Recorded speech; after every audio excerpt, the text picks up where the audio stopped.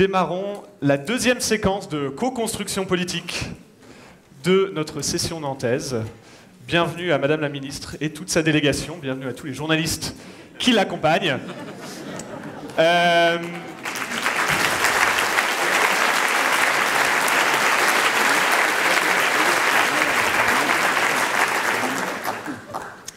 Tout est minuté, tout est au cordeau auprès de la préfecture. Donc on va commencer par les 3 premières minutes qui sont une petite intro du docteur Makram Chemangui qui, au nom d'Audencia, va dire quelques mots.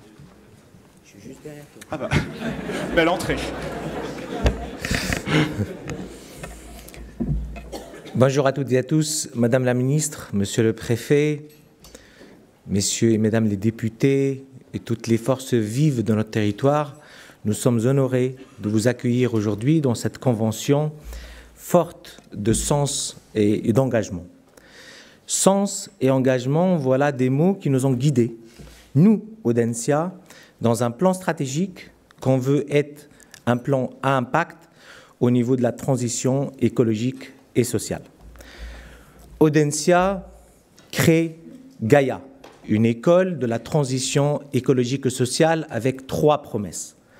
La première promesse, c'est que tout apprenant de formation initiale ou de formation continue doit passer par cette école de la transition écologique et sociale pour acquérir des compétences, métiers, qui vont pouvoir lui permettre d'agir sur ses activités. La deuxième promesse, c'est qu'on va construire ce projet avec une nouvelle façon d'apprendre, dans laquelle les entreprises sont au cœur du dispositif. Notre conviction, c'est que ces problématiques doivent être co-construites avec les entreprises et avec un accompagnement d'un corps académique et d'un corps expert professionnel.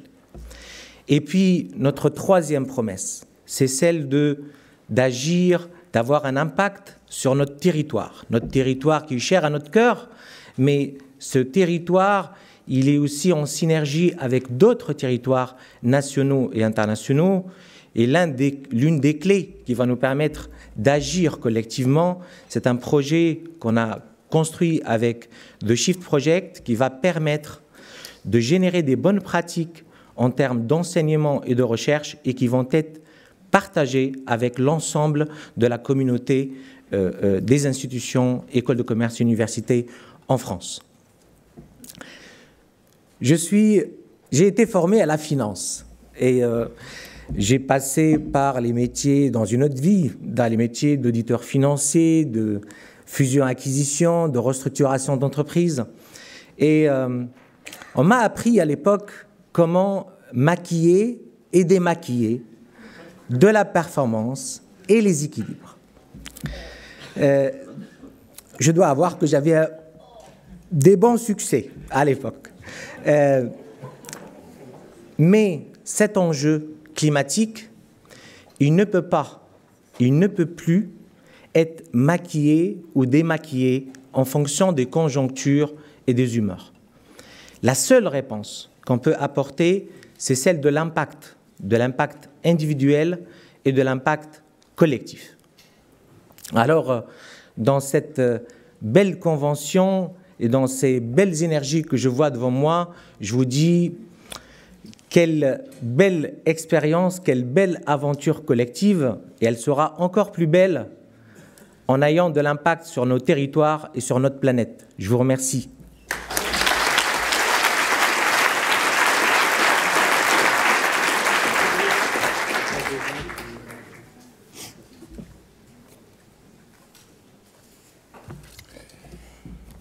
Madame la Ministre, Monsieur le Préfet, Messieurs, Dames les députés, Messieurs, Dames du Commissariat général au développement durable, l'Office français de la biodiversité, bienvenue. Vous avez devant vous, ou plutôt derrière vous à ce moment présent, le collectif de la Convention des entreprises pour le climat. Ce sont 150 entreprises représentées par leurs dirigeants, unis par un constat. Nous ne sommes pas sur la bonne trajectoire et ce ne sont pas des changements à la marge qui vont nous y remettre. Comme vous, ils ont un emploi du temps de ministre. Donc, c'est acté. Nous avons tous envie de faire la meilleure utilisation possible du temps que nous avons ensemble. Par conséquent, je serai d'une radicalité tout à fait militante. Les temps impartis seront respectés. Nous sommes ensemble jusqu'à 17 h. Nous pensons que ce temps partagé sera un succès si vous et vos collaborateurs en sortez avec la conviction et la confiance que votre ministère a ici un collectif d'alliés, exigeants et bienveillants, pour co-construire une trajectoire désirable. Et le collectif en sortira avec la conviction que la co-construction avec le monde politique est possible, car nous sommes tous convaincus que sans un regard nouveau et systémique sur la frontière entre économie et écologie, entre public et privé, sans ce regard nouveau et systémique, nous n'y arriverons pas. Et donc, Madame la Ministre, je vous invite déjà à sortir de votre rang et je vous invite au pupitre.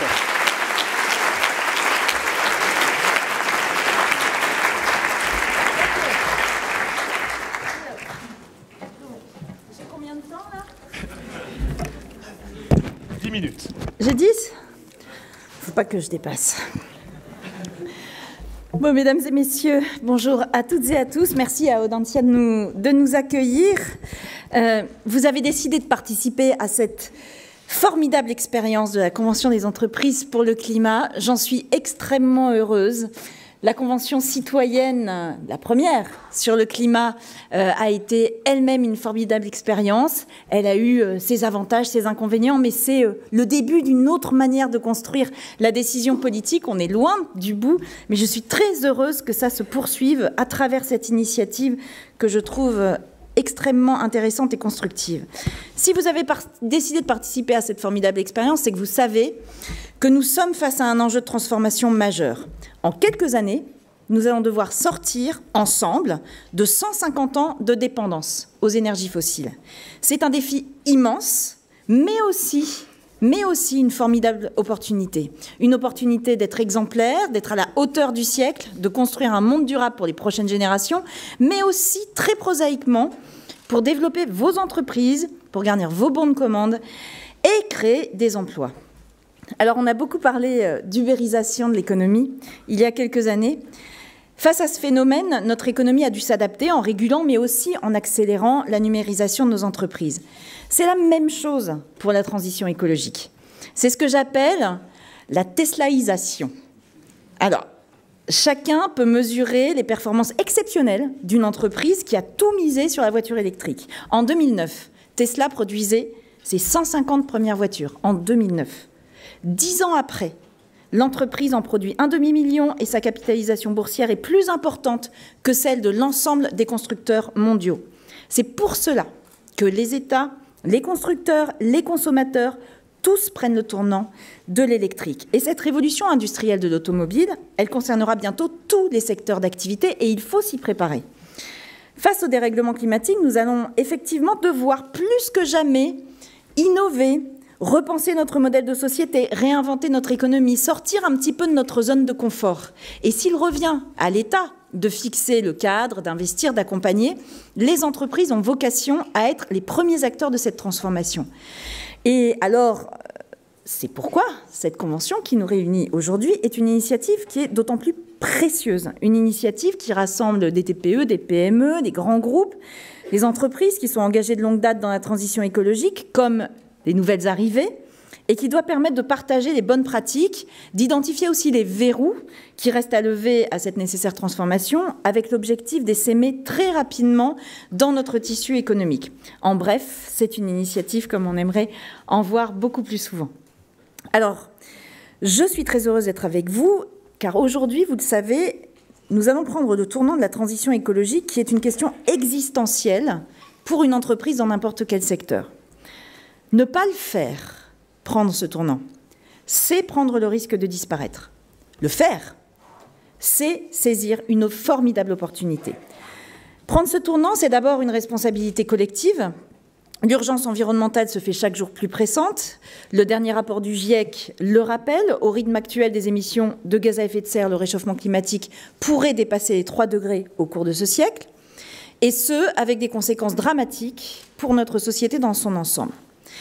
Disons-le, nous sommes à la croisée des chemins. Nous avons une fenêtre de 10 ans pour enrayer cette dynamique avant qu'il ne soit trop tard. Alors déjà, beaucoup a été fait, on ne part pas de zéro. Et le rythme de réduction des émissions de gaz à effet de serre a doublé au cours de ces dernières années en France, mais ce n'est pas suffisant, je rejoins tout à fait notre hôte, parce que nous sommes encore dépendants à plus de 60% des énergies fossiles, parce que le rythme d'émissions actuel n'est pas soutenable, mais aussi parce que nous importons massivement des produits venus de pays qui sont très émetteurs. Et nous avons notre part de responsabilité et devons donc agir en conséquence. C'est pour cela que nous avons soutenu la volonté de l'Union européenne de fixer un objectif de baisse des émissions du continent de moins 55% d'ici 2030, c'est-à-dire demain, avec un cap clair à l'horizon, atteindre la neutralité carbone d'ici 2050. C'est un objectif très ambitieux et nous ne pourrons l'atteindre qu'avec l'implication de tous, et particulièrement de nos entreprises qui doivent contribuer à cette décarbonation comme les autres acteurs, mais aussi et surtout doivent nous aider à inventer les solutions dont nous avons besoin pour réussir la transition écologique. Cette transition, elle est source de défis. C'est une opportunité aussi de créer de nouvelles richesses, d'inventer, d'innover et de transformer nos manières de faire dans tous les domaines. Pour ma part, j'ai la conviction que les entreprises qui ont de l'avenir sont celles qui auront pris suffisamment tôt le virage de la transition écologique. C'est pourquoi nous avons débloqué des moyens en faveur de la transformation des entreprises dans le cadre du plan France Relance et désormais de France 2030 qui va être pour moitié consacré à la transition écologique à hauteur de 15 milliards d'euros. Cet effort supplémentaire s'ajoute aux moyens du PIA 4 consacrés pour un tiers à l'innovation verte. Et parce que le manque de financement ne doit pas être un frein à leur transition, le prêt vert de la BPI, dans le cadre du plan France Relance, permet aux entreprises de financer leurs projets de transition écologique. Et pourtant, les sondages réalisés auprès des chefs d'entreprise le montrent. Si la prise de conscience est réelle, je lisais par exemple un sondage réalisé par BPI France Le Lab en début d'année qui montrait que 80% des dirigeants interrogés considéraient que le changement climatique appelle à une réaction d'urgence et 86% se sentent aujourd'hui concernés par les objectifs mondiaux de baisse des émissions de carbone. Mais pourtant, si cette prise de conscience est réelle, les entreprises sont encore trop peu nombreuses à franchir le pas. Et trop souvent encore, la transition écologique est associée aux éco-gestes, alors qu'elle doit être intégrée au cœur de la stratégie des entreprises. Alors mon rôle, en tant que ministre de la Transition écologique, c'est de faire en sorte que les conditions soient réunies pour enclencher véritablement cette transition et nous mettre en situation d'atteindre les objectifs que nous nous sommes collectivement fixés. Dans cette perspective, ce moment d'échange que nous avons est aujourd'hui crucial. Nous devons ensemble voir comment déployer à plus grande échelle la transition écologique sur la base de votre expérience, lever les verrous qui subsisteraient et améliorer nos dispositifs d'accompagnement. Je voudrais commencer par partager avec vous 3 axes de réflexion. Le premier axe de travail, pour moi, c'est la lisibilité des objectifs d'accompagnement qui reste un frein à la transition de nos entreprises. Les chiffres parlent d'eux-mêmes. Si 80% des dirigeants de PME et ETI ont conscience de l'urgence climatique, moins de 15% déclarent pouvoir réduire de manière importante leurs émissions à court terme, avec pour principal obstacle le manque de financement. Et pourtant, ces financements existent. Nous avons donc travaillé à améliorer leur accessibilité, leur intelligibilité à travers un guichet unique. Alors, je suis très heureuse de vous annoncer aujourd'hui le lancement du portail Mission Transition écologique. Ce moteur de recherche réunira l'ensemble des aides proposées à la transition écologique des entreprises, de l'État et des collectivités, soit près de 500 dispositifs. Vous m'étonnez que c'était compliqué. Cette plateforme proposera aussi la possibilité d'être rappelé par un conseiller expert de la transition écologique qui saura répondre à vos questions et vous réorienter vers les bons contacts. Je vous invite donc à utiliser cette plateforme et à nous faire part de vos remarques pour l'améliorer. Le deuxième axe, c'est l'accompagnement des entreprises dès les premiers stades de leur transformation.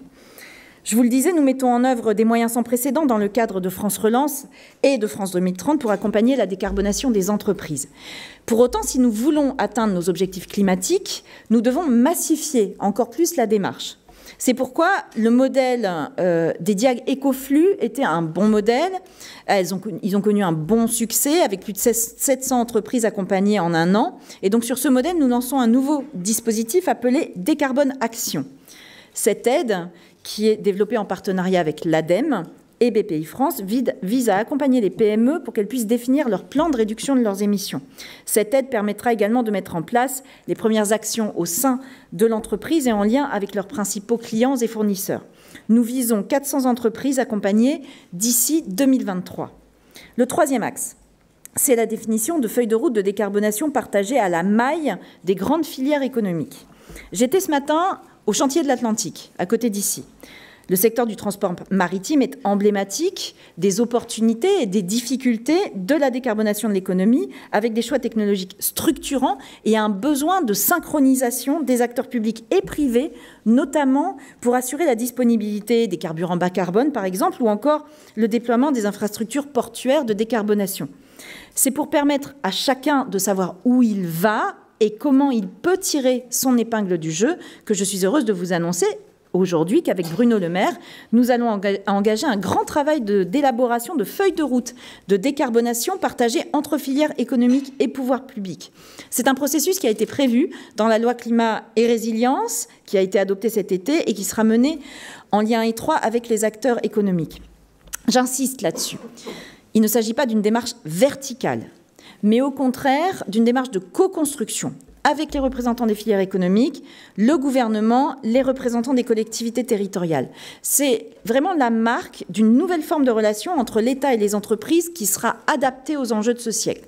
Il y a déjà quelques feuilles de route qui ont été lancées. Nous, ce qu'on veut maintenant, c'est les généraliser. Nous savons que les coûts, les défis techniques, l'ampleur de la décarbonation peuvent engendrer des incertitudes, voire des inquiétudes au sein des entreprises. Et dans ce grand mouvement de décarbonation, l'État doit contribuer à réduire ces incertitudes que peuvent rencontrer les entreprises. L'objectif sera pour chaque filière d'identifier et de coordonner les actions mises en œuvre par les acteurs privés et les pouvoirs publics pour atteindre les objectifs de baisse des émissions de gaz à effet de serre. Vous savez, si vous êtes, on va parler de petites entreprises, vous êtes un transporteur routier, vous voulez passer au gaz ou à l'hydrogène peut-être, il faut qu'il puisse y en avoir à disposition. Il faut qu'on puisse avoir des infrastructures de recharge à côté. Il faut qu'il puisse y avoir un approvisionnement. Il faut qu'il y ait des entreprises qui produisent par exemple l'hydrogène, etc., etc. Ou tout bêtement des bornes de recharge électriques, si on veut développer les véhicules électriques, les prises dans les ports. Bref, vous voyez bien que si on ne pense pas écosystème et si on ne met pas toutes les pièces du puzzle en somme pour qu'elles s'imbriquent, on peut vite se retrouver coincé, que ce soit vous ou que ce soit l'État dans ses objectifs. Afin d'être le plus efficace possible, car le temps nous est compté, et le mien aussi, nous allons nous concentrer sur les usages les plus émetteurs. Je pense au transport, bien sûr, qui représente 30% de nos émissions totales en France. Nos travaux concerneront également l'agriculture, l'usage des bâtiments résidentiels ou professionnels, le traitement centralisé des déchets, mais aussi le numérique. Nous concentrerons aussi nos efforts sur l'industrie, où les feuilles de route de décarbonation ont donc déjà été établies par certaines filières et pourront être renforcées et servir de modèle. Voilà, mesdames, messieurs, ce que je voulais vous dire. En quelques mots aujourd'hui en introduction, vous le voyez, la tâche qui nous attend est considérable. Et dans ce contexte, vos propositions et suggestions seront essentielles pour réinventer ensemble un modèle économique plus durable. Car les entreprises de demain ne pourront pas se contenter d'être performantes économiquement, elles devront être aussi durables, plus justes et plus vertes. Ce travail que vous avez déjà commencé, nous poursuivons ensemble aujourd'hui. Alors c'est une première pierre à l'édifice, mais pas n'importe lequel. C'est une pierre fondatrice dont dépendra le succès de nos actions à venir pour le climat. Donc maintenant, à vous. Je me réjouis d'échanger maintenant. Merci beaucoup. Vous venez là ?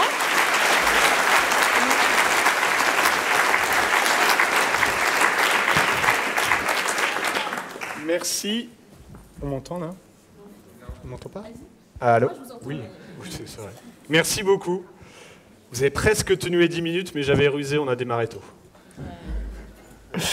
Alors, on va enchaîner avec 2 séquences de questions et réponses. La première avec des questions préparées, avec... Ah oui, alors j'ai les réponses préparées normalement. Là aussi, on a rusé, on n'a donné que les thèmes. Par contre, les 5 dirigeants qui vont représenter le collectif, vous les connaissez. Je les appelle parmi nous. Il y a Sophie, il y a Catherine, il y a Morad, il y a Jean-Paul et il y a Guillaume.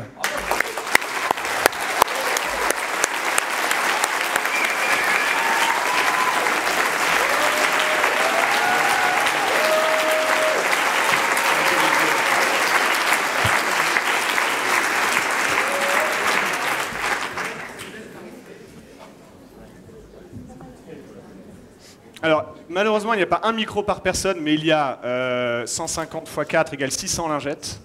Donc, vous devrez avoir de quoi faire. C'est mal. Oui, c'est mal. Eh bien, tu sais quoi, Sophie, tu vas commencer pour la peine. Nous avons une séquence de 30 minutes devant nous. Il est 16h tout pile, ça aidera à suivre. Et donc, Sophie, je t'invite à te présenter rapidement et à poser ta question. Alors, je vais... Vous m'entendez là, c'est bon? Ouais. Donc je m'éloigne, mais j'enlève mon masque. Ok, comme vous voulez. Parce que c'est important qu'on puisse se sourire un peu quand même. Alors, je suis Sophie Robert-Velu, j'ai 42 ans. Je suis directrice générale de Mustela, une marque que vous avez peut-être croisée en pharmacie, parce que vous êtes comme moi une mère de famille.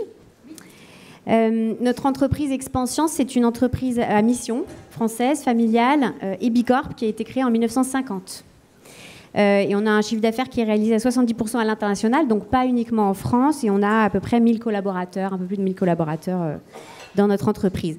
Moi, ce que je voulais partager avec vous avant de vous poser une question, c'est la claque climatique que j'ai reçue lors de la session 1, et je pense qu'on est 300 personnes dans cette salle à l'avoir reçue. Et c'est une claque climatique qui m'a aidée à prendre une décision ferme, qui est que je ne veux pas avoir à me regarder dans le miroir en 2061 en me disant « Je savais que l'espèce humaine serait au bord de l'abîme pour mes 80 bougies ». Et j'ai pourtant continué à croître mon RCAI, à vendre plus de flacons en Chine, à emballer mes produits dans du plastique. Et puis j'ai innové pour innover parce qu'on m'a appris dans ma formation que c'était comme ça qu'il fallait faire dans une économie de marché. Donc comme j'ai pas envie de faire ça et que j'ai pas envie de trouver des excuses bidons à mes enfants lors de cet anniversaire de mes 80 ans, j'ai décidé de bosser avec mes 299 copains de la CEC depuis le mois de septembre pour me préparer à changer radicalement mon modèle économique. Et on pense que c'est un changement qui est inévitable aujourd'hui. Et je pense que je suis pas la seule à penser ça dans cette salle. Parce qu'on pense qu'il y a une urgence. Et à mon sens, l'action politique tournée vers les entreprises, je me focalise vraiment sur l'action politique auprès des entreprises en France, n'est pas encore à la hauteur de cette urgence. Mais vous l'avez dit vous-même, donc je vois qu'on est d'accord. Si on étudie la loi sur l'économie circulaire, par exemple, et je ne parlerai pas des 1,5 degrés, parce que je pense que j'ai un camarade qui va en parler tout à l'heure, mais si on étudie par exemple la loi sur l'économie circulaire, et notamment sur un exemple qui touche beaucoup mon activité, qui est la distribution en vrac ou la recharge, eh bien, ça ne permet pas aujourd'hui aux entreprises de sortir du fameux dilemme du prisonnier, qui est un dilemme essentiel pour nous. On en parle beaucoup depuis quelques mois. En fait, ça n'incite pas à bouger assez vite et ça n'incite pas à coopérer avec toute la chaîne de valeur. Vous avez parlé de filière tout à l'heure et je suis assez intéressée de comprendre ce qu'il y a derrière. On a besoin d'intégrer tout un écosystème et y compris d'intégrer nos concurrents. Et on a besoin de logiques incitatives à cette coopération.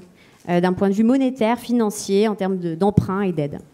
Alors, ma question, c'est qui ou qu'est-ce qui vous empêche d'adopter une stratégie beaucoup plus radicale et plus rapide? Par qui ou par quoi êtes-vous ralenti ou limité aujourd'hui? Ça m'intéresse vraiment parce qu'aujourd'hui, ce qui nous intéresse, c'est de comprendre comment on pourrait mieux fonctionner ensemble. Vous avez 150 boîtes ici présentes qui sont prêtes à accélérer. Comment est-ce qu'on peut vous aider aujourd'hui à ne pas craindre cette radicalité et cette vélocité dont on estime qu'elle est nécessaire, indispensable à la survie de l'espèce humaine?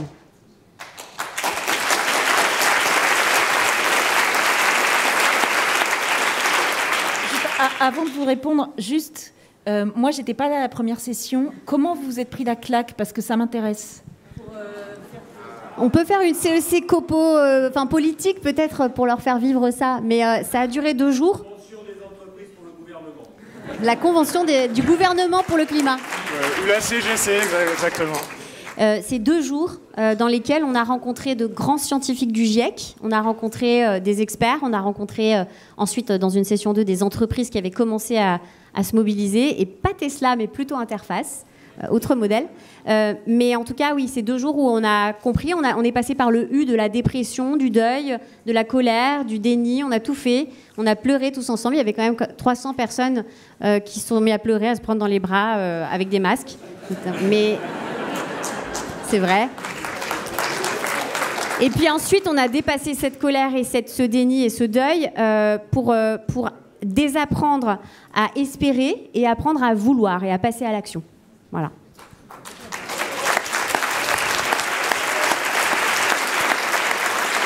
Oui, en fait, vous avez vécu un peu le même processus que les membres de la Convention citoyenne pour le climat. Je sais qu'il y a Grégoire qui est là, mais c'était à peu près la même chose. En fait, je crois qu'à partir du moment où on se prend cette claque, on est prêt à agir. Et le premier frein que je peux identifier pour vous, c'est que tout le monde, manifestement, n'a pas pris cette claque. Donc, comment faire ? Parce que la claque, en fait, vous l'avez prise parce que vous vous êtes retrouvés tous à un endroit où vous avez dit « on va en parler ». Pourtant, vous aviez les informations. Vous aviez déjà des informations, elles circulent partout, et vous avez des reportages à la télé, vous avez des articles dans les journaux, etc., etc. Donc pour moi, une des premières réflexions, et c'est une des premières leçons aussi que j'ai tirées de la Convention pour le climat, la première, puisque maintenant vous êtes la deuxième, enfin voilà, on s'en fout de l'ordre, c'est comment faire en sorte que les gens se prennent cette claque. Avec ensuite le deuxième effet qui se coule, si je peux me permettre, c'est comment faire pour qu'après la claque, tout le monde ne parte pas en dépression et aille finir sa vie sur une île en chantant, dansant, en se disant quitte à crever, autant en profiter. Je rigole à peine. Moi, je viens du monde écolo, je viens du monde écologiste, et je peux vous dire qu'il y en a un certain nombre qui ont arrêté le combat en se disant de toute façon c'est mort, donc maintenant profitons-en. Donc, je crois qu'il y a ça, il y a cette question de prise de conscience. Cette question aussi qu'on est coincé. Alors, dans le monde politique et dans le monde économique, il y a des convergences sur le rapport au court terme et au long terme. Dans le monde politique, il faut avoir, et comme dans le monde économique, je crois, mais ça vous connaissez mieux que moi, mais vous avez besoin d'avoir des retours sur investissement rapides. Et dans le monde politique, c'est pareil. Mettre en place un certain nombre de mesures écologiques, ce sont des mesures qui ne portent pas forcément leurs fruits tout de suite, et qui peuvent même être un petit peu difficiles au départ à mettre en place, parce que ça demande un certain nombre de changements d'habitude, d'efforts, qui ne sont pas forcément toujours très populaires. Or, je vous rappelle qu'un homme politique, bon ou mauvais, il a besoin, s'il veut continuer à faire ses réformes, il a besoin d'avoir du monde autour de lui qui le soutient. Sinon, on ne revote pas pour lui la fois d'après, il ne peut pas aller au bout.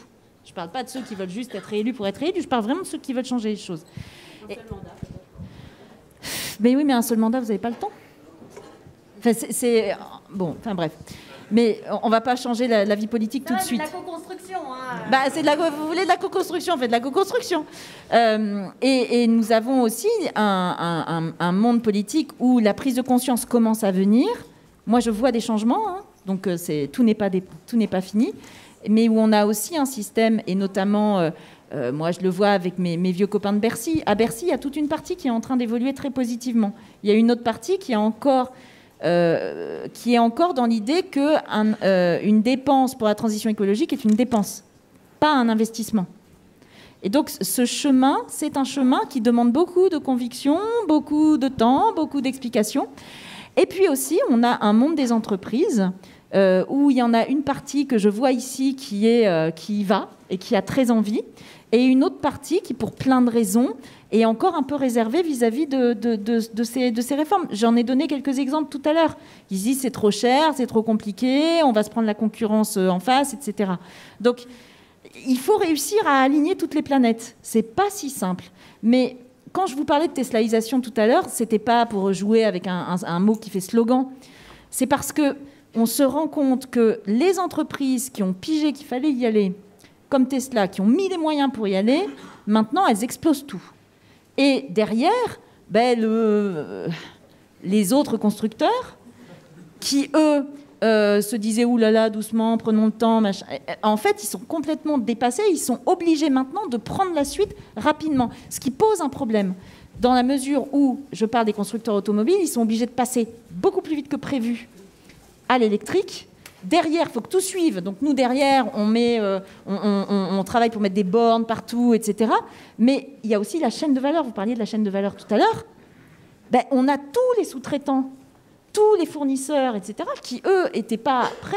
Et pour fabriquer une voiture électrique, ce n'est pas tout à fait pareil que pour fabriquer une voiture thermique. On a besoin de moins de pièces, on a besoin on a les forges, vous voyez, typiquement, se retrouvent. Et donc, tout ça fait qu'on a quelque chose qui aurait dû changer assez vite, qui là doit changer très vite, et avec derrière des risques en cascade sociaux pour les territoires, etc. Donc c'est pour ça que maintenant c'est crucial qu'on se mette tous à table. C'est pour ça que à table ou autour de la table, enfin bon bref, voilà, et que filière par filière, il faut qu'on identifie bien ce qu'il faut faire pour aller le plus vite possible, et pour aussi dans les filières où il y aura forcément des pertes, entre guillemets, c'est-à-dire des entreprises qui ne pourront pas continuer parce qu'elles sont sûres, et bien que là, on se dise, tiens, sur ce territoire-là, on a telle compétence qu'on va pouvoir réutiliser pour là les réintégrer vers des filières qui, elles, vont remonter. Ce qui est en train de se passer au chantier de l'Atlantique est hyper intéressant.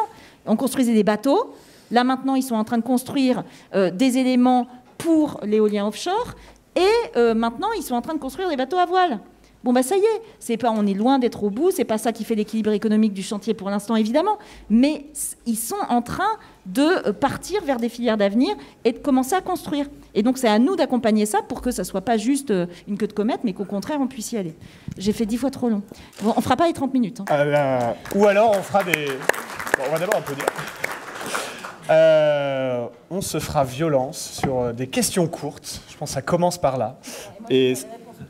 Exact. Voilà. La deuxième question, elle est pour Jean-Paul. Donc j'ai 1 minute, c'est ça ? À peu près. Bonjour Madame la Ministre. Donc Jean-Paul Chaperon, je suis nantais, donc un local de l'Étape. Il y a une dizaine d'entreprises de la région de Nantes que je salue. J'ai le plaisir de... Est-ce qu'on peut avoir un petit verre d'eau ? J'ai le plaisir de diriger une entreprise de services numériques, un cabinet d'expertise numérique d'environ 500 personnes. Et j'étais d'ailleurs au Green Tech Forum et j'ai eu l'occasion de vous écouter cette semaine. Donc évidemment, ça a été dit, vous l'avez rappelé. Je pense que dans cette assemblée, les 150 dirigeants, on partage tous, ensemble et collectivement, la nécessité d'accélérer vraiment notre transformation, la transformation de nos économies, de nos modèles d'affaires, mais de l'économie en général. C'est une nécessité absolue. Et je pense que ça, c'est partagé. Au sein de cette convention, on écoute beaucoup. J'aime même dire, on s'écoute beaucoup. On réfléchit intensément. On commence à dresser des pistes de solutions. Certains même, ici, ont d'ores et déjà pris des décisions radicales en matière de décarbonation. Mais c'est pas simple, et c'est coûteux, vous l'avez dit. Donc ma question est simple, Madame la Ministre. Pour les 5 prochaines années, qu'est-ce que serait pour vous un quoi qu'il en coûte climatique, à l'image d'un quoi qu'il en coûte sanitaire pour lequel vous avez su prendre des décisions radicales ?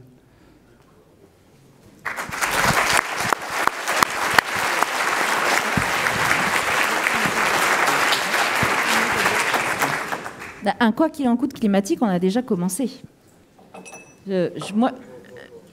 Si, quand même. Enfin, moi, juste, il faut se rappeler qu'en 2017, il y avait un plan hydrogène.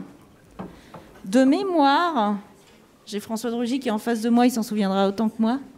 De mémoire, il devait être financé à quoi ? Entre 20 et 50 millions d'euros, je crois. Le plan hydrogène, maintenant, c'est 7 milliards. Enfin, je crois qu'on ne se rend plus compte. En ce moment, il y a tellement de milliards qui volent partout qu'on ne se rend pas compte de la différence, quoi. C'est énorme. On a un plan de relance. Le plan de relance, on a un tiers des 100 milliards du plan de relance qui sont consacrés à la transition écologique. C'est pas pour ça que les 2 autres tiers sont pas consacrés, mais là on est spécifiquement sur la transition écologique. C'est la première fois qu'on a en France, et alors dans le monde, même si maintenant avec l'Europe commence à le faire aussi, un plan de relance qui se dit la transition écologique est un vecteur de relance économique. Et c'est une immense différence avec ce qui existait avant.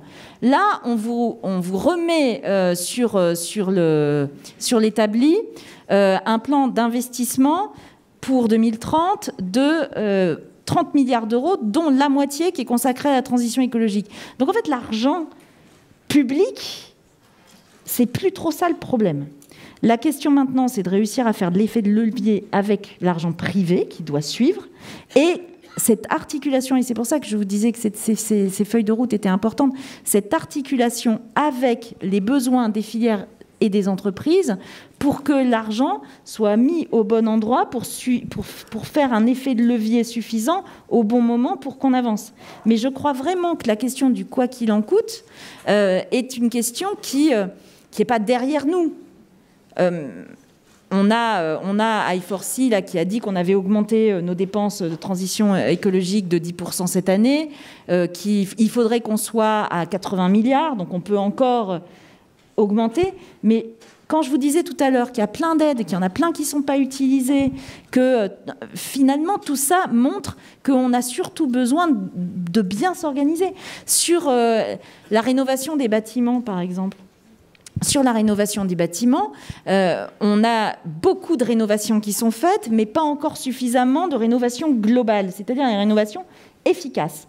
En termes d'argent, on a mis ce qu'il faut. Simplement, maintenant, il faut que vraiment le plus possible aille sur des rénovations efficaces. Pour que ça aille sur des rénovations efficaces, il faut que ceux qui font appel à ces aides soient bien guidés, bien orientés, qu'il y ait un bon diagnostic de leurs besoins pour qu'ils puissent savoir quelles sont les réponses à apporter, mais il faut que derrière, il y ait les artisans formés pour le faire, qu'il y ait une maîtrise d'œuvre qui soit une maîtrise d'œuvre efficace. Donc on a mis en place un accompagnateur rénov qui va pouvoir jouer ce rôle-là de chef d'orchestre. Très bien, il faut qu'on réussisse à les déployer partout, on est en train de faire en sorte de pouvoir les déployer partout, mais surtout, il faut que toute la filière suive derrière. Et pour que la filière suive derrière, il faut qu'on leur donne une prévisibilité. Je crois beaucoup à ça.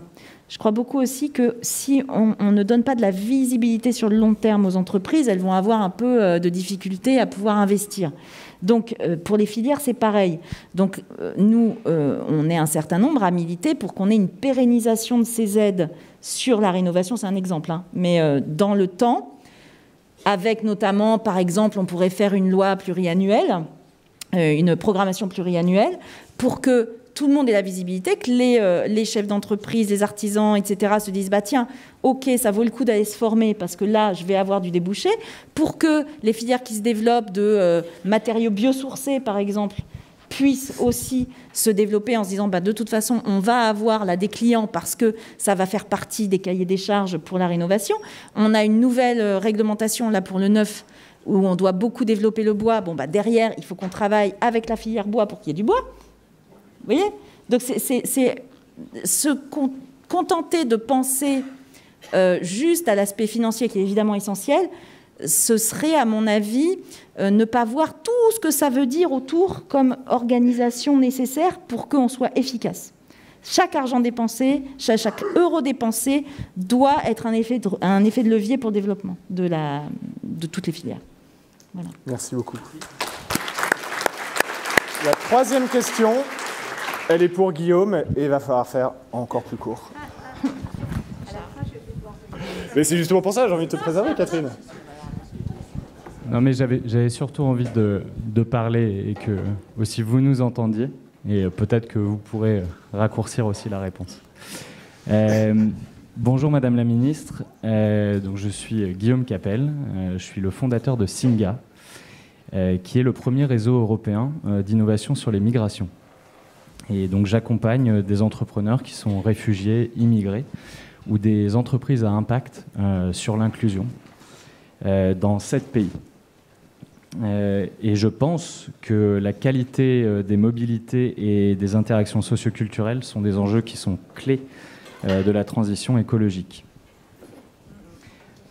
Aujourd'hui, quand je dis aujourd'hui, c'est aujourd'hui, littéralement aujourd'hui, à la CEC, on a parlé de comptabiliser ce qui compte.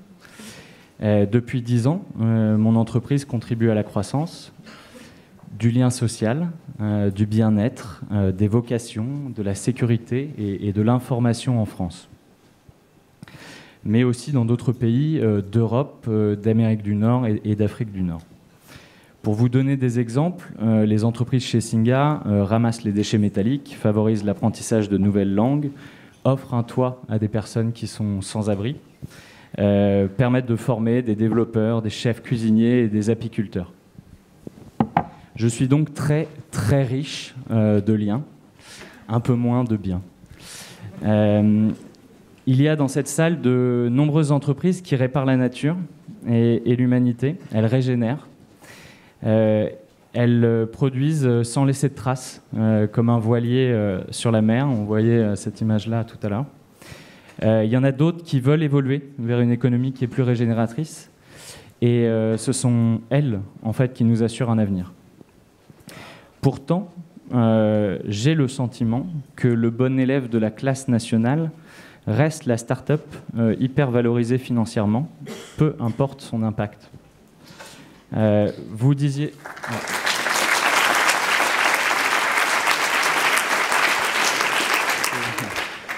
Alors, quel bonus, et c'est ma question, quel bonus financier, extra-financier, peut-on imaginer pour récompenser les entreprises qui sont vertueuses en termes de RSE ou de transition énergétique?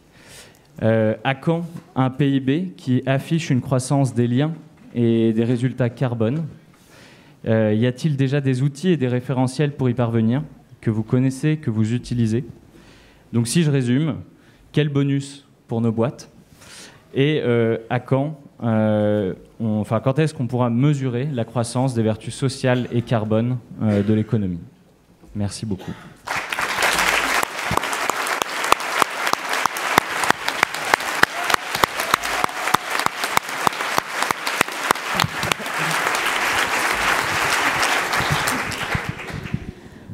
Vous parlez à quelqu'un qui a fait passer une loi à l'Assemblée nationale quand elle était députée pour justement changer les indicateurs de croissance. C'est-à-dire que les référentiels ne soient plus seulement le PIB, mais d'autres indicateurs. Et d'ailleurs, c'est aussi pour ça qu'on se bat beaucoup avec un certain nombre pour valoriser les objectifs de développement durable qui font partie pour nous de ce qui doit être fait, ce dont il doit être tenu en compte pour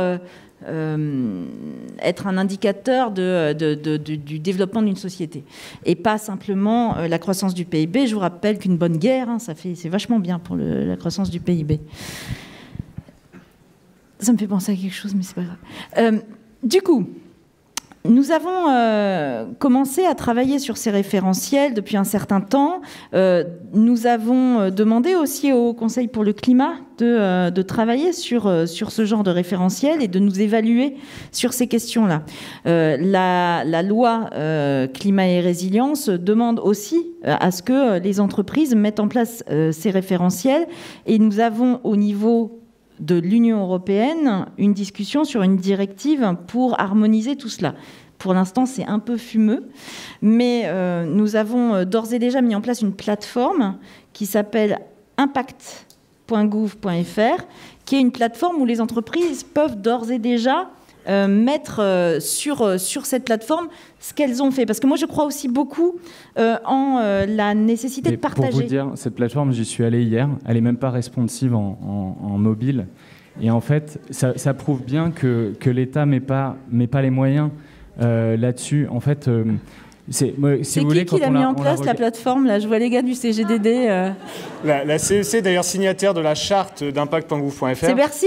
Non, c'est Bercy. Avec la volonté d'aider à améliorer l'expérience. Oui, alors nous avons aussi un sujet sur, d'une manière générale, dans tous nos sites internet où je sens faut aussi laisser l'évolution se faire. On est sur des sites internet qui avancent. Beta.gouv, par exemple, ce qu'ils ont fait sur les impôts, franchement, ça déchire. C'est vrai, c'est vrai. Mais par contre, sur l'impact, il y a du boulot. Ok, c'est vrai. Non, c'est vrai. Ah, c'est bien. On passe à la question suivante. Je vais leur dire de prendre les... non, mais je suis complètement d'accord là-dessus. Tout ça est en train d'évoluer.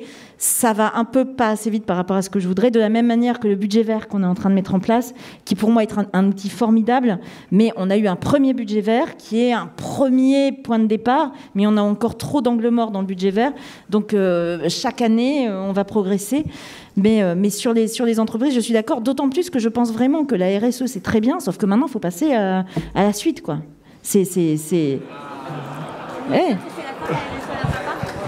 Non, mais je veux dire, changer ces bouteilles en plastique, c'est vachement bien. Il faut le faire. Mais maintenant, il faut aller au cœur du réacteur. Il ne faut pas simplement s'attaquer aux bonnes pratiques. Morad. J'arrête parce que là, Morad, avant de poser ta question, regarde-moi. Je crois en toi sur la question courte. Ça marche? Vous m'entendez? Oui. Ok. Madame la ministre, bonjour d'abord. Bonjour. Non, on n'entend plus? C'est bon là? Ok. Donc je me présente, je m'appelle Morad Atik, je suis cofondateur d'une start-up qui s'appelle Evolukid. C'est une start-up dans le domaine de la EdTech. On forme les jeunes aux nouvelles technologies. Et donc codage, robotique, intelligence artificielle. À travers des projets, disons-le, des projets dingues. Le dernier projet en date, c'est un projet sur la modélisation et la conception de l'aéroport de demain, dans un collège en REP+, sur la dalle d'Argenteuil, avec un objectif de passer au Karcher l'échec scolaire. C'est une petite dédicace.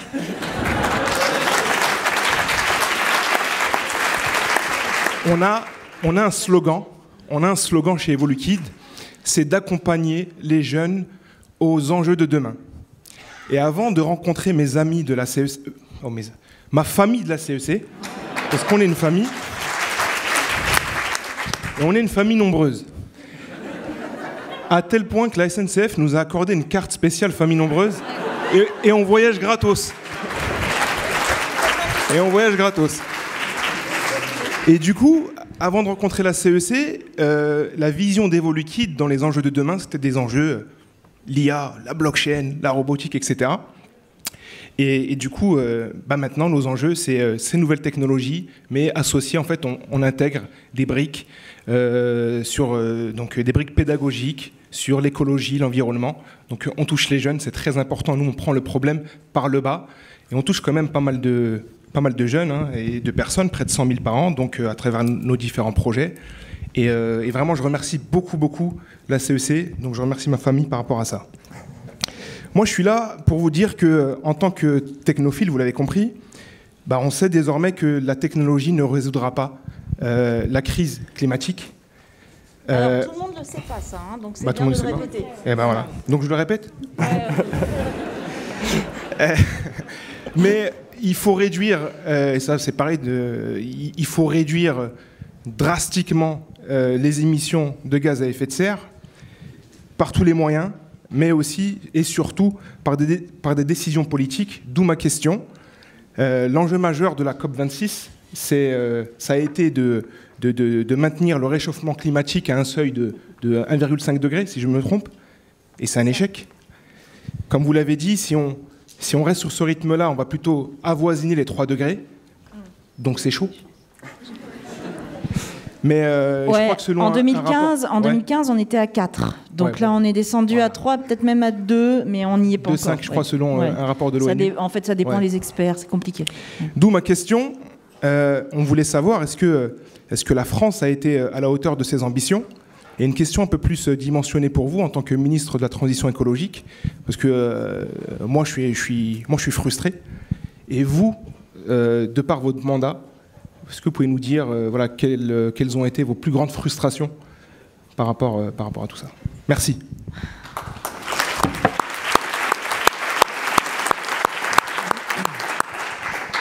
Moi, je suis écologiste depuis 20 ans. Parce qu'avant, quand j'étais plus jeune, je l'étais moins. Mais parce que, voilà, j'avais pas eu la claque. Donc, je suis toujours frustrée.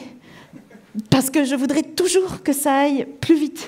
Parce que je vois le temps qu'on perd parfois, parce que certains n'ont pas compris, parce que on a des peurs. Moi, je pense que la peur, c'est pas la peur d'ailleurs, c'est le découragement qui, pour moi, est le pire des ennemis du climat, le découragement. Donc oui, je suis frustrée. Après, j'ai appris quelque chose d'important, c'est que tu ne feras pas la transition écologique sans les gens. Et donc, les gens, quels qu'ils soient, soit réunis dans les entreprises, soit les citoyens, soit ce que vous voulez. Et donc, si on veut leur passer au-dessus, ça ne marche pas. Et je crois que tout le monde l'a bien vu avec les Gilets jaunes. Donc, et en plus, avec les Gilets jaunes, on n'a pas voulu exprès leur passer au-dessus, c'est juste qu'on n'a pas pris la mesure qu'un certain nombre de personnes allaient se retrouver le bec dans l'eau. Et donc, je préfère maintenant essayer à chaque fois de me dire comment on fait pour emmener tout le monde, quitte à aller pas à 100%, mais à 90% ou à 80%, mais au moins pour atteindre ça. Donc, réduire au maximum la résistance. Et donc, c'est pas évident. Ça marche de plusieurs manières. D'abord, cette fichue claque. Donc, il faut absolument à chaque fois en parler. Et 2, il faut donner des solutions aux gens. On ne peut pas dire aux gens, ça va être comme ça, et tant pis pour vous si vous vous éclatez. C'est pas possible. Mais là, on ne parle pas des gens des entreprises. Eh bien, pour les entreprises, c'est pareil. Non, mais c'est exactement pareil. Quand on... Je vous ai donné l'exemple tout à l'heure sur le bâtiment, mais je peux vous... et sur les transports. Vous dites en ce moment, on a un sujet sur la réduction des émissions des camions et des camionnettes. Ça fait partie des directives européennes, etc. Vous dites à un chauffeur de camion et à une entreprise qui a des camions, soit beaucoup, soit un peu, écoutez, là, vous devez changer votre moteur, changer de camion, parce que sinon, vous allez payer des taxes très fortes, très lourdes, et que le monsieur en question n'a pas en face de lui de camions qui répondent à ses besoins, il va dire ok, je fais comment ? Ou aujourd'hui, on a plutôt si vous l'avez, mais ça vient de Chine.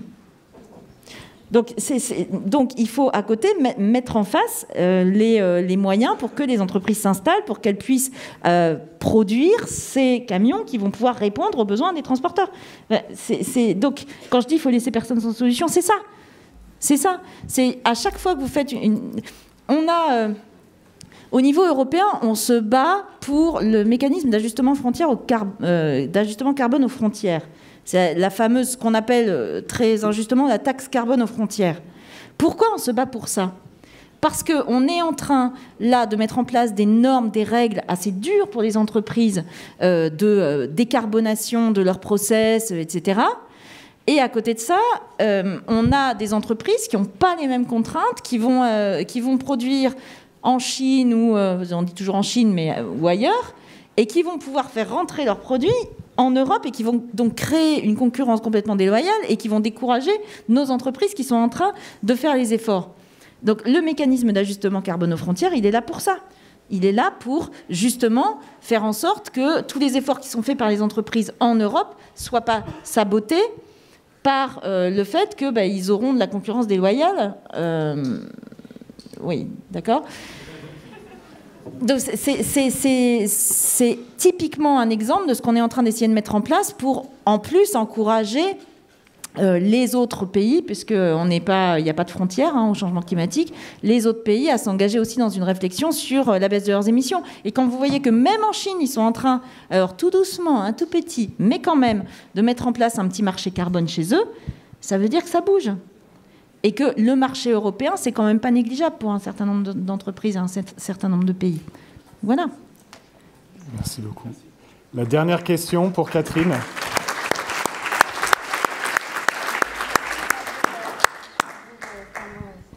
Vous m'entendez bien ? Ouais, super. Eh bien, Catherine Garnu, donc moi je dirige une PME, on est 11 salariés. Donc on est fabricant de menuiserie extérieure en circuit court, en région parisienne. J'ai une double casquette. Je suis également conseillère au CESE pour le groupe entreprise et je suis à la commission environnement. Et on vous reçoit la semaine prochaine pour la saisine gouvernementale sur l'acceptabilité des énergies renouvelables. Oh, ça, c'est pas un sujet. En tout cas, c'est Jean Castex qui nous l'a donné. Oui, je sais. Et je viens juste d'être nommée au Conseil national de la transition écologique. Donc, je vais vous revoir. Voilà. Ma question est la suivante. Moi, je vais parler cette fois-ci en tant que dirigeante et sur l'après-CEC, surtout même sur les après-sessions. Et je sais que nous sommes beaucoup d'entrepreneurs à avoir ces mêmes réactions. Quand on termine 2 jours ici, c'est 2 jours et demi de temps pris sur nos agendas. Et bénévolement, oui, bien sûr. Et nous avons nos équipes qui nous accompagnent en notre absence. Il ne faut pas les oublier. Mais c'est surtout que dès lundi, déjà, on va mettre en place des actions concrètes dans nos entreprises. Parce qu'on n'a pas de temps à perdre, on l'a bien compris, et mes collègues l'ont bien compris aussi. Et donc, on aimerait savoir comment vous, en tant que femme engagée, femme politique, et vos collaborateurs qui sont également venus avec vous, comment demain, vous allez nous inscrire aussi efficacement que nous, on le fait en ce moment, en l'espace de 8 mois, et ça ne fait pas des années que l'on phosphore sur le sujet, on est efficace, efficient, comment vous allez l'être avec nous aussi? Eh bien, le meilleur moyen...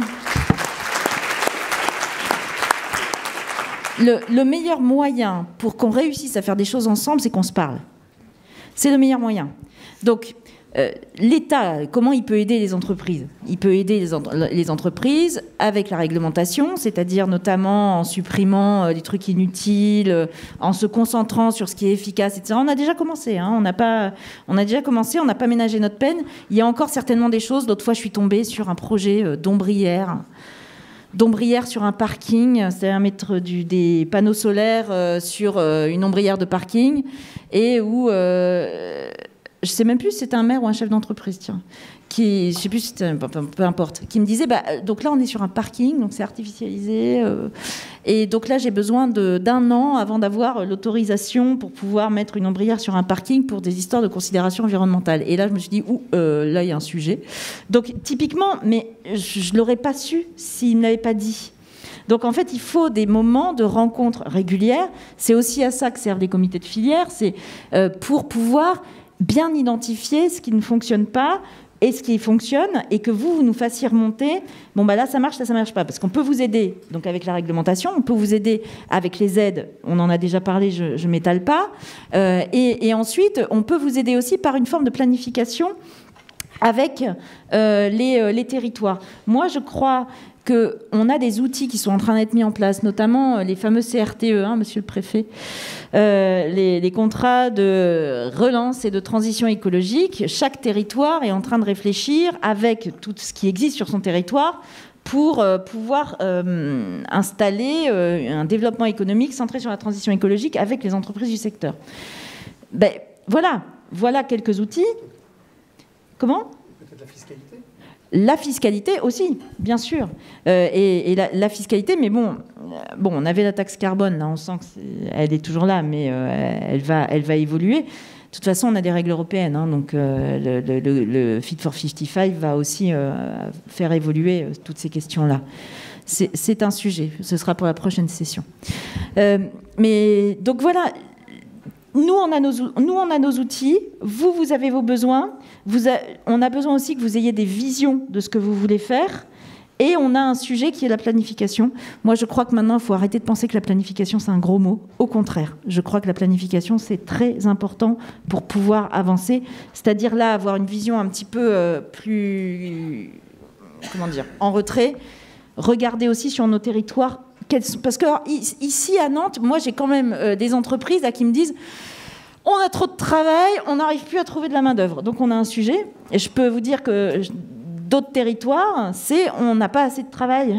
Donc il faut aussi qu'on soit capable de regarder territoire par territoire comment faire pour répondre à ces besoins. Voilà, je ne sais pas si j'ai donné une précise réponse. Alors, moi j'aime bien, à la CPME, on a mis en place test PME. Et je trouve que ça serait bien qu'on soit test CEC. En tout cas, je pense que ça peut être des actions que... voilà. Ah ben les labels, c'est un truc intéressant. Hein. Mais en tout cas, alors je ne sais pas ce que vous en pensez. Est-ce que vous avez répondu à nos questions ? Parce que c'est une conclusion qui Moi, est ce que je pense, c'est qu'on ne peut pas faire de co-construction en 1 heure, mais qu'en revanche, l'idée, c'est aujourd'hui de vous montrer que, on n'est pas Extinction Rebellion, mais quand même, on est assez exigeant. On n'est pas le MEDEF. Spéciale dédicace. Non, j'ai bien vu. Quand je vous ai dit qui vous empêche d'avancer, vous n'avez pas parlé du MEDEF. Mais bon, après, voilà. Moi, c'est ce que... Non. Bref. Au MEDEF, il y a des... Enfin, franchement, Oula, merde. Ça, la CPME, on est les meilleurs. Non, mais au MEDEF, j'ai des partenaires avec qui je fais du super boulot. Et il y a eu aussi, avec le MEDEF, des moments difficiles sur certains points. C'est vrai, il y a les deux.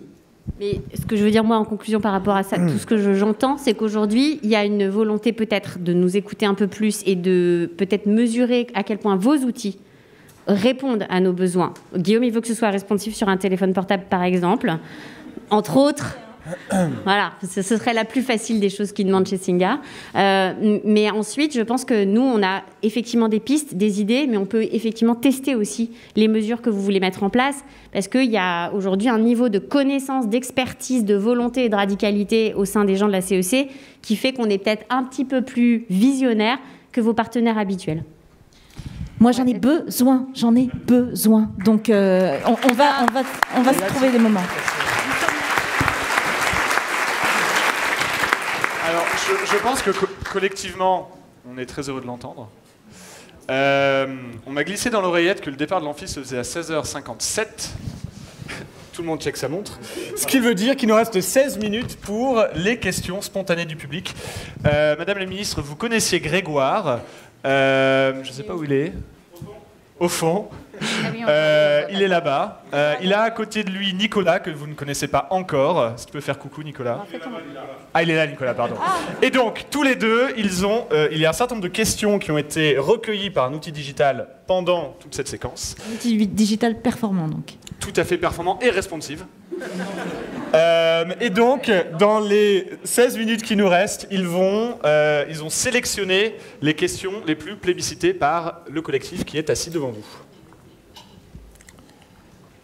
On va les poser, oui. Bah évidemment, on va les poser, oui. Micro, vous pouvez être là, peut-être ? Ouais. Non, en fait, c'est bon, hein, il se met là. Non, mais mettez... Oh, enfin, bon. Peu importe. Pas du tout. On m'a proposé.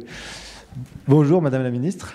Je suis moi aussi frustré parce que nous avons récolté 120 questions en 1 heure vous concernant. Des questions politiques, des questions très concrètes sur des mesures précises, des questions de vision, des questions... Voilà, plein. Des questions aussi un peu plus personnelles. Et que je ne poserai pas forcément, puisque j'ai le droit. Voilà. Donc j'ai sélectionné des questions qui étaient le plus votées et qui sont représentatives du grand puzzle d'interrogations qu'on vous soumet aujourd'hui. La première question, c'est il y a des gens ici qui sont des collaborateurs d'élus, qui ont été agents publics au ministère de l'écologie, etc., et qui aimeraient que vous partagiez en toute transparence vos difficultés de l'action publique. Qu'est-ce qui vous freine pour qu'on comprenne bien aussi comment on pourrait vous aider? En quelques mots.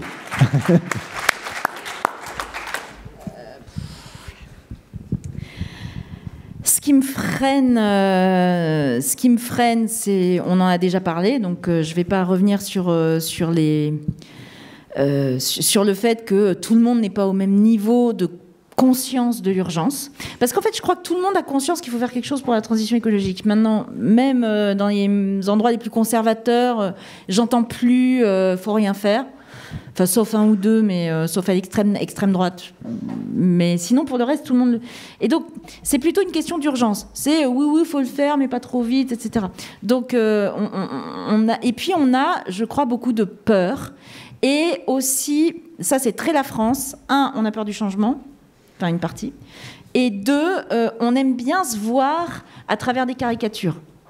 Donc moi, quand je dis, par exemple, qu'il faut manger moins de viande, et donc, mais que ça peut se faire de manger moins de viande en conservant une agriculture d'extrême qualité, un élevage de qualité dans notre pays, et préférer manger de la viande un peu moins souvent, mais de la viande de bonne qualité. Mais pour cela aussi travailler avec les agriculteurs pour développer les protéines végétales, pour essayer d'arrêter de contribuer à la déforestation par les importations qu'on fait de soja pour nourrir les bêtes, etc.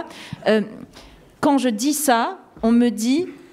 Vous êtes une écolo, donc vous êtes contre les agriculteurs, vous êtes contre les éleveurs, et donc on ne pourra pas avancer. Quand je dis il faut développer les énergies renouvelables, on me dit bah oui, mais vous êtes contre le patrimoine naturel. Alors ils sont emmerdés parce qu'ils savent que je suis pour la biodiversité, mais donc ils disent oui, mais vous voulez tuer la biodiversité ou vous voulez tuer nos paysages, vous n'en avez rien à foutre de la culture, etc. Donc en fait, essayez d'avoir sur ces sujets-là des débats qui sont des débats qui sortent des étiquettes et qui permettent de se respecter. Rien que ça, je trouve que c'est dur en France de le faire aujourd'hui, mais c'est pas parce que c'est dur qu'il faut pas le faire. C'est absolument essentiel que sur ces sujets-là, on arrête de sortir tous de nos gonds et qu'on essaye de se poser, de souffler 3 secondes et de regarder les choses froidement. C'est pas évident. Hein. Merci pour cette réponse.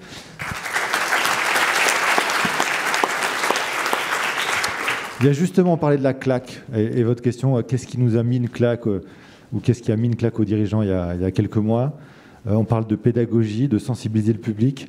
Il y a plusieurs questions liées à ça. La première, c'est très concrètement, oui, non, est-ce que vous avez déjà pensé à introduire la fresque du climat dans toutes les écoles et toutes les classes ?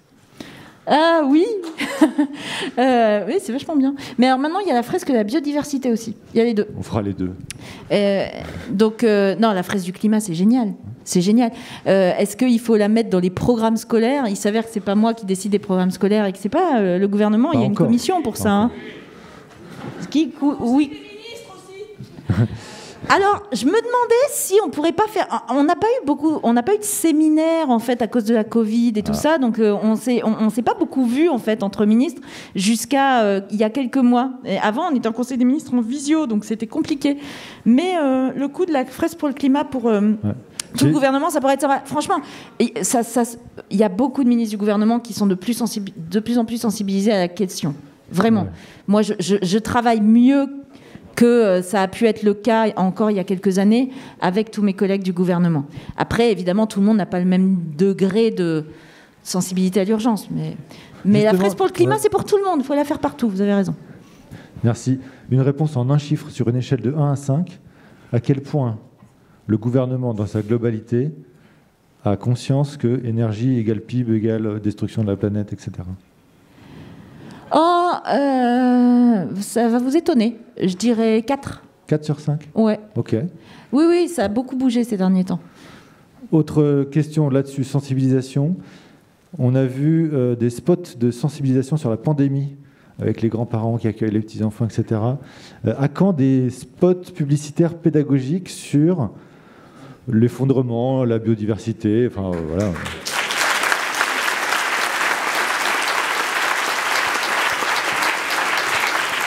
Bah moi, je trouve qu'il y en a plein.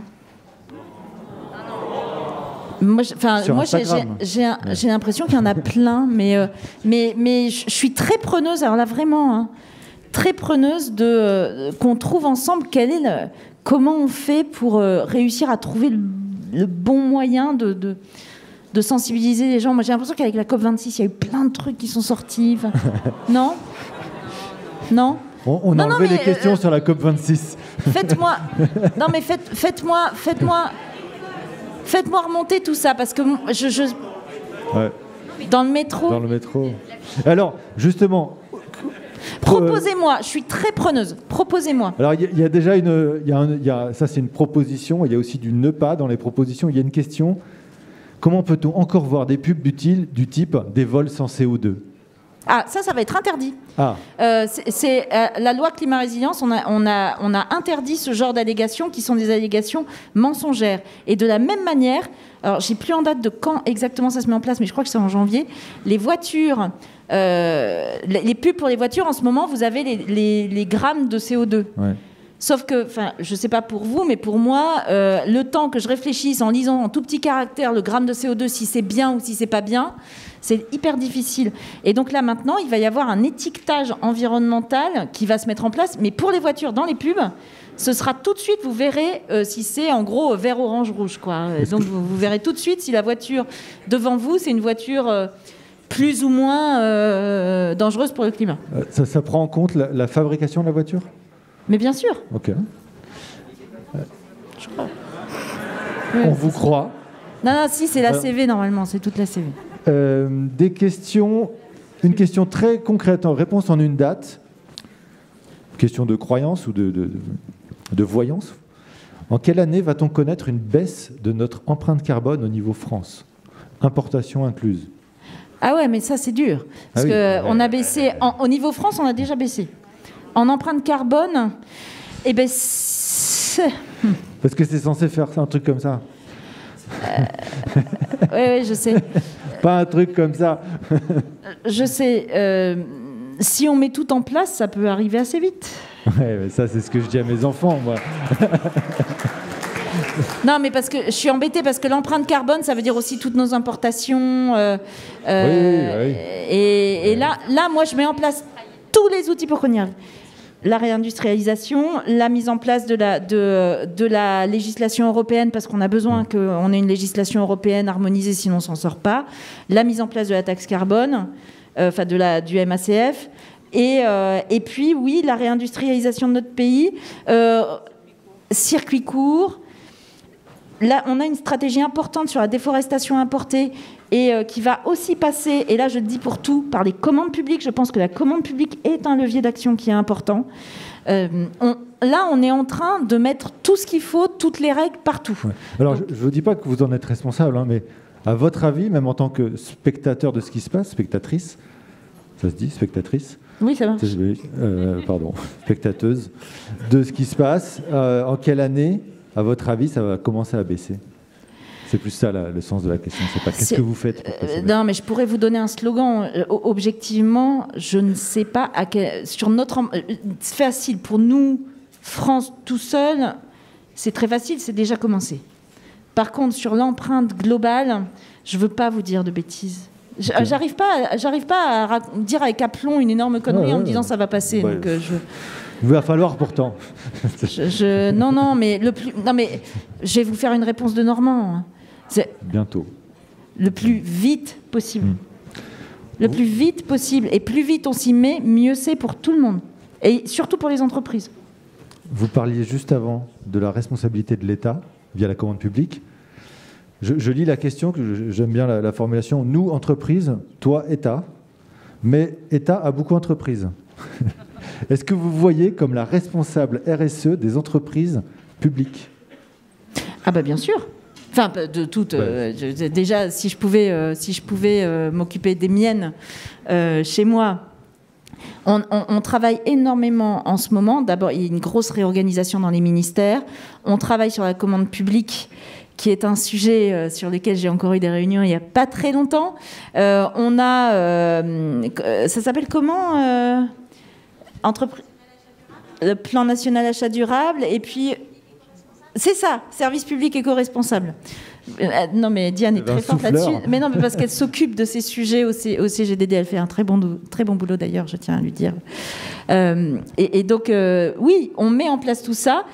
Encore une fois, c'est pas si évident que ça. Moi, quand je suis arrivée au ministère de la Transition écologique, y compris sur les achats des voitures, c'était encore compliqué, quoi. Et c'est pas complètement fini. Mais on avance bien.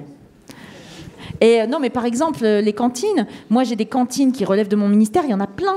Donc là, les cantines, maintenant, on a mis un gros coup de booster pour avoir au moins un menu végétarien par semaine, pour avoir des approvisionnements locaux, pour toutes ces questions-là. Mais là, c'est pareil. On peut dire, oui, il faut.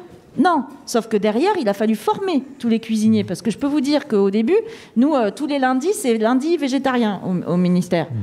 Eh bien, hormis période de pandémie, le lundi, il n'y avait plus personne au ministère. Ils allaient tous bouffer à l'extérieur. Mais parce que c'était pas bon. Ouais. Mais là maintenant ils se sont formés et du coup maintenant on a. Et je dis ça en rigolant, mais en fait dans toutes les cantines scolaires on demande des menus végétariens. Il faut aussi qu'on forme parce que c'est pas notre culture les menus végétariens. Donc il faut qu'on forme à comment faire des bons menus qui soient variés, équilibrés et bons quoi. Et ça existe et il y en a plein et maintenant ça se développe de plus en plus. On a des entreprises maintenant qui nous proposent des menus qui sont très bons. Donc les entreprises jouent un rôle aussi. Même Sodexo maintenant a des très très bons menus qui sont proposés. Même Sodexo. Non, j'ai pas dit même. Si. J'ai pas dit même. J'ai entendu même. Non, j'ai dit et Sodexo. Voilà. Dernière question. De votre activité ministérielle, de quoi êtes-vous la plus fière à ce jour? Question sympa.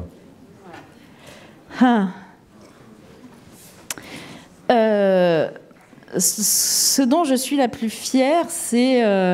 Vous pouvez balancer des noms. Hein. Non, si.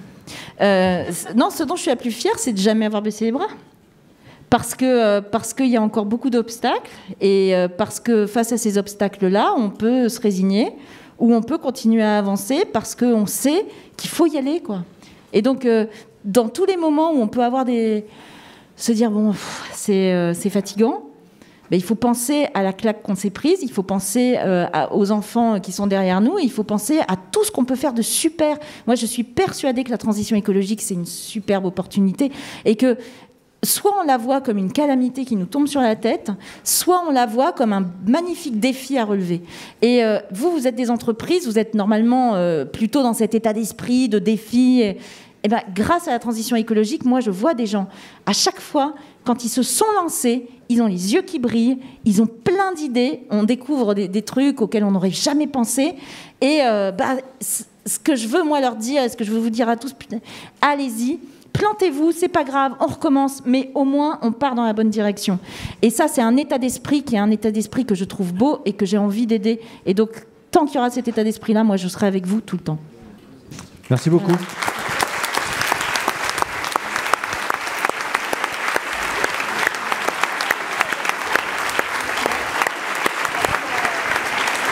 Donc,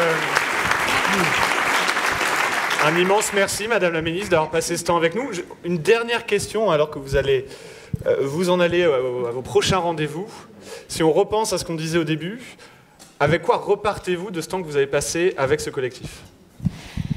Je repars en me disant que je savais bien que les entreprises étaient les vecteurs de la transition écologique. Maintenant, ce qui est bien, c'est que je vois plus des vecteurs, mais je vois des visages, et donc ça, j'aime beaucoup. Très heureuse d'avoir eu ce moment. Je repars. Vous savez comment je repars ? Je repars frustrée encore plus. Mais parce que j'aurais bien aimé qu'on ait le temps de discuter plus, qu'on puisse rentrer encore plus dans les détails. Mais ce que j'attends de vous, vraiment, faites des propositions. Dites-moi ce qui ne va pas. Forcément, quand on fait des réformes, on a plein d'idées, mais on se dit ça va marcher, mais il faut qu'on ait les retours de terrain qui nous disent là, vous êtes bon. Non, là, ça ne va pas, il faut rectifier. Parce qu'on n'a pas le temps, donc faites remonter. Et moi, je suis une éponge. Voilà. Par quel biais ? Ils sont là. Ils sont là. Voilà, il y a Julien, il y a Benjamin. Enfin bref, Benjamin qui est là. Non, mais vous vous mettez partout. Donc, ils sont partout, en fait. Ils sont impliqués. Et nous avons des gens du ministère qui sont là et qui restent. Non, vous suivez tout. Donc, voilà. Donc, vous inquiétez pas, j'aurai les remontées. Merci beaucoup.